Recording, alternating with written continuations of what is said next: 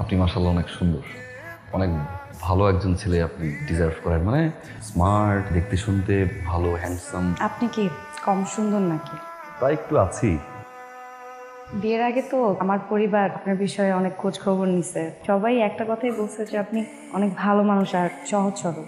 আপনার কাছে কি একটা জিনিস চাইতে পারি? জি বলুন। আপনি সারা জীবন আমাকে শুধু ভালোবাসবেন, অনেক খুব ভালোবাসবেন। আমি এর থেকে বেশি কিছু চাই না আপনার কাছে। চেষ্টা করব। আমার একটা জিনিস আপনার কাছে চাওয়ার আছে, আমি কি শেয়ার করতে পারি? জি। আমি আমার বাবা মা বোনকে খুব ভালোবাসি, এই মানুষগুলোকে মন থেকে ভালোবাসি। আপনার বাবা মা আমার বাবা মা, আপনার বলতে হবে না। প্রীতির কলেজে টাকা দিতে হবে নাকি সামনের পরীক্ষা?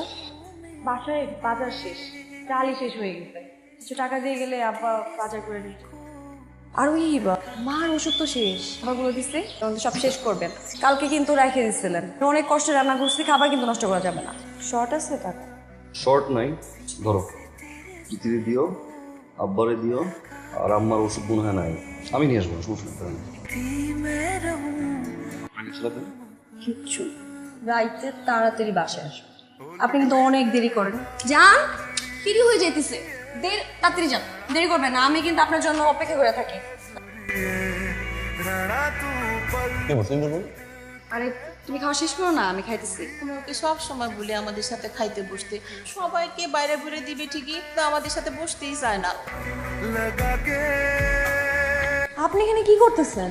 ডিম ভাজি করি। তা আপনি আমারে বলেন নাই কেন? আমার জন্য না, যে খায় না তার জন্য। আরে আমি তো বললাম না আমি পরে খাবো। কি দিয়ে খাবো? কি দিয়ে মানে তরকারি দিয়ে খাবো? তোরা খেয়ে গেলেন আজকে ডিয়ার ওয়াইফ? মুরগির ঝোল আর ডাল দিয়ে খান, এটা তো বলেন না। ধরা তো খেয়ে গেছেন ডিয়ার ওয়াইফ। আজকের পর থেকে যদি একসাথে না খাইছেন, 6টা অফিস শেষ হয় না, বাসায় ঢুকলে 11টায়। আপনাদের সাথেই খাবো, একসাথে খাবো সব। মা আসবে কালকে। বিয়ের পর তো আসে না, আমি কালকে অফিসে যাওয়ার আগে বাজার করে দিয়ে দেবো। মা কতদিন পরে দেখলাম। তুই উগাই উগাই কি রুম হয়ে গেছো? তুই কি অসুস্থ নি মা? মা আমি সুস্থ। মামা কেমন আছো? তুমি আসছো? দেশে আপনাকে বাসাটা অনেক ফুরানা, বুঝছেন? বলছিলেন তো নতুন করে বাসা চেঞ্জ করি, কিন্তু সেই কোয়ার্টারের মধ্যেই রয়ে গেলেন আপনারা। আমার কি প্রমোশন টমোশন হয় না? কিছু দিই না। এরে মা, তো কোনো কথা আসতে না আসতে তোমরা কি শুরু করে দিছো? তোর বিয়ার সময় তখন ওনারা বলছিল জামাইয়ের প্রমোশন হয়ে যাইব, তারা নতুন ফ্ল্যাট লইল। আমাদের অনেক সম্পর্ক আছে, আমরা এর থেকে অনেক ভালো বাড়িতে থাকি। আমার ছেলে যে এত ভালো চাকরি করে, বছরে 2বার তো ট্যুরে যায়।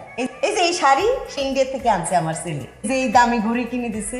আর আমার ছেলের বউ, আর তো মাসে 6টা শাড়ি লাগবেই লাগবেই। ফুলের মতো রানী সেজে এসে পুরা ঘরে ঘুরে বেড়ায়। তো আফসোস কি জানেন আপা, আমার ছেলের বউকেও দেখলাম আর আমার মেয়েকেও দেখলাম। মানে আমার ছেলের বউ তো একদম হেরমোলা রানী সেজে ঘুরে বেড়ায়, আর আমার মেয়ে কি ফিন্দে এইসব। আমার মেয়ের চেহারা তো কেমন দুঃখী দুঃখী। তুমি কিন্তু খুব ভালো একটা ছেলে ছিলা, লেখাপড়ায়, বংশমর্যাদায়। আর একই সাথে অনেকগুলি ভালো ভালো পাত্র আসছিল, ডাক্তার, ইঞ্জিনিয়ার, বাড়ি গাড়ি আছে, সেদিকে তাকাই নেই। মা কি বলতেছো মা? মানে সংসারে সুখে থাকতে উঠলে আসলে টাকা পয়সার প্রয়োজন হয়। আর কিছু খাবা নাকি? চুপ করে থাকবি তুই, খালি কোস খাওয়ানোর কথা, খাওয়ানকে আর গলা দিন আমি নেই। আপনি কই জানি যাইতে চাইছিলেন? মা তাহলে আমি আসি, ওই যে আমার একটু বাইরে কাজ আছে ছোট। তুমি আসতে না আসতে গোয়েন্দাগিরি শুরু করে দিছো। তো তোমার ছেলে ভালো আছে না, ভালো বেতন পাইতেছে, ভালো জায়গায় আছে, তোমারও ভালো রাখছে, তো এটা নিয়ে থাকো না মা। আমারই না কেন পড়ে আসো? তোর স্বামী কটিয়া বেতন পায়? তোর স্বামী মাত্র 35,000 টাকা বেতন পায়। কগুন মানুষ তোরা? 5 জন। এ তীরে দেই তো মনে হয় না 700 ওই তীর পিছনে ব্যয় হয়। কিরম কাপড় ইনছিস? কাপড়ের দাম কত? তো আমি কি 10,000 টাকা দামে শাড়ি পরে ঘরে বসে থাকুন? আর মাইয়া আঙ্গো কামের বুয়ার লাইন কাপড় চুপড় নিয়ে ফিন্দে। আমার এত চাহিদা নাই মা, সুখে আছি, অনেক শান্তিতে আছি, আমার এত কিছু লাগবে না মা। তোর জামাই তোর শাশুড়ির লাই করে, বাপেরে দেহে, বইনেরে দেহে, কত খরচ করবো কিনলেই। হ্যাঁ, তারা তো গ্রামের বাড়িতেও থাকতে পারে। গ্রামের বাড়িতে থাকলে খরচ বাঁচে যায়। তোর সেভিংস কত? তোর যদি এখন কোনো কঠিন কোনো অসুখ হয়, কি বিনা চিকিৎসায় ঘরে পচিনি মরবি। তোর জামাইরে কবি মাসে 5,000 টিয়া যেন দেয়, কেমনে দিব কুনান্ত আনবো এটা জানি না। ও যে বেতন পায় 500 টাকা কিভাবে দিবে? পারবে না তো। প্রয়োজনে চুরি করবো, ডাকাতি করবো, নান্তন হাতে আনবো, এটা হাতের ব্যাপার। যে এইভাবে খরচ করে পানির লাইন, ব্যাগ, রশ্মি, সুতা টান ধরবি, মাথাত গেছে নি কিচ্ছু? রাস্তায় আজকে প্রচুর জ্যাম ছিল। আপনি এখন পর্যন্ত আমার কোন জিনিসটা ঠিকঠাক মতো ফোন করছেন বলেন তো? মানে কি? আমাদের তো বিয়ের 1 বছর হয় না। এই 1 বছরের মধ্যে আপনি কি আমাকে কিছু দিচ্ছেন? আমার বাসায় 5 জন মানুষ, 5 জন মানুষের পিছনে আপনার কি সমানভাবে খরচ করার কথা না? আপনি আমাকে কিছু দিবেন না? আপনি এখন থেকে আমাকে প্রত্যেক মাসে 5,000 টাকা দিবেন। কিভাবে আনবেন এটা আমার দেখার বিষয় না। দিলাম, খুশি? আমি যদি এখন আপনাকে এই কথাটা না বলতাম, আমার তো মনে হয় না আগামী 10 বছরের ভিতর আপনার এই বিষয়টা আসতো যে আমার বউকে নিয়ে একটু ভাবা উচিত। আপনার মা বোন সবকিছু।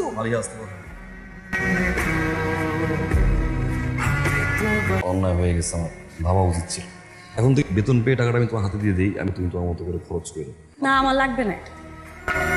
কোন সময় থেকে সরি বলতেছি, আমার ভুল হয়েছে, ঠিক আছে, আমি একটা ভুল করছি। এখন রাগ করে তাহলে কোনো সমাধান হচ্ছে? আমি আর আপনি এই শহরে থাকবো, হ্যাঁ? শুধু আপনি আপনার বাবা মা আর বোনকে গ্রামে পাঠাই দিন। সেভিংস করার জন্য আমি আমার মা বাবা বোনকে আমি গ্রামে পাঠিয়ে দিব? এর তো কোনো সমাধান নাই। আর কোনো সমাধান নাই, সমাধান শুধু একটাই, আমি যে পরিমাণে কষ্ট করি মতো আমার ফ্যামিলির জন্য। এই ফ্যামিলিকে আমি গ্রামে বাড়ি পাঠিয়ে দিয়ে আমি এখানে থাকবো? মা, আমি এই সংসার করব না মা, আমি থাকবো না এখানে। অফিসের 35,000 টাকা দিয়ে আমার পুরো সংসার চালাতে হয়। অফিস শেষ করে আবার বাস স্ট্যান্ডে যাই, বাসের সেই ভিড় ঠেলে যখন বাসার কাছে আসি মামা, মনে হয় পকেটে তো বাজারের লিস্ট, যা চলে যাই বাজারে 10 টাকা 20 টাকা নিয়ে দামাদামি করি। তাহলে ব্যাগ নিয়ে মামা অনেক কষ্ট আমার করতে হয় মামা, তোমার ফ্যামিলি নিয়ে আমি সুখে ছিলাম মামা। আমি যখন একটা শপিং মলে যাই, একটা দামি শার্ট দেখে আমার খুব ইচ্ছা করে যে আমি আমার বাবার জন্য কিনি, দামি একটা শাড়ি দেখে ইচ্ছা করে আমার মায়ের জন্য কিনি, আমার বউয়ের জন্য কিনি। কখন ইচ্ছা করে না মামা নিজের জন্য কিনি? কেন জানেন? আমি একজন মধ্যবিত্ত, তাই আমার স্বাদ আছে, সাধ্য নাই। দামি জিনিস ঠিকই দেখি, দেখেও না দেখার ভান করি।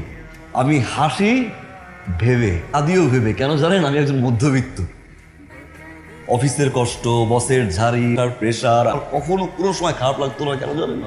যখন দেখতাম যে আমার বাবা সে সুস্থ অবস্থায় পত্রিকা পড়ছে, মার বাবার সাথে গল্প করছে, আমার ছোট বোনটা পড়ছে, আর বউটা ডাল মুরগির ঝোল দিয়ে খেয়ে সুখে আছে, আমার আর কোনো কষ্ট লাগতো না। আমার তবে এখন আর সুখে নাই। যে ঘরটাকে আমার স্বর্গ মনে হতো না, সেই ঘরটাকে এখন আমার নরক মনে হয়। কেন মা জানেন? আপনি সুন্দর মতো করে কেড়ে নিছেন। একজন মধ্যবিত্ত কখনো কাঁদতে পারে না মা, কারণ তার কান্না শোনার জন্য কেউ থাকে না। আপনার মেয়েকে আমি দামি পোশাক দিতে পারি নাই, সুখে রাখতে পারি নাই, কিন্তু মা ভালোবাসতে পেরেছিলাম যে আপনার মেয়ে চেয়েছিল আমার কাছ থেকে। যে কয়দিন পর্যন্ত এই নিঃশ্বাস আছে, আমার মায়ের জন্য আমি করব, আমার বাবার জন্য আমি করব, আমার ছোট বোনটার জন্য আমি করব। এতে যদি আমার কষ্ট হয়, আমার যদি রক্ত বিক্রি করতে হয়, যদি আমাকে কেউ ছেড়ে চলেও যায়, আমার কোনো আপত্তি নেই। এই দিন আসতে চাও, তুমি আসবা। যেদিন আসবা এটা মাথায় রেখে আসতে হবে, আমার পরিবার তোমার পরিবার। আপনি তো আপনার কথা ঠিকই রাখছেন, আপনি আমাকে ঠিকই ভালোবেসে গেছেন। আমি রাখতে পারি না আপনার কথা, আমি ভুল করছি, আমি ভুল রাস্তায় পা দিছি। আমি মধ্যবিত্ত জীবনে অনেক সুখী।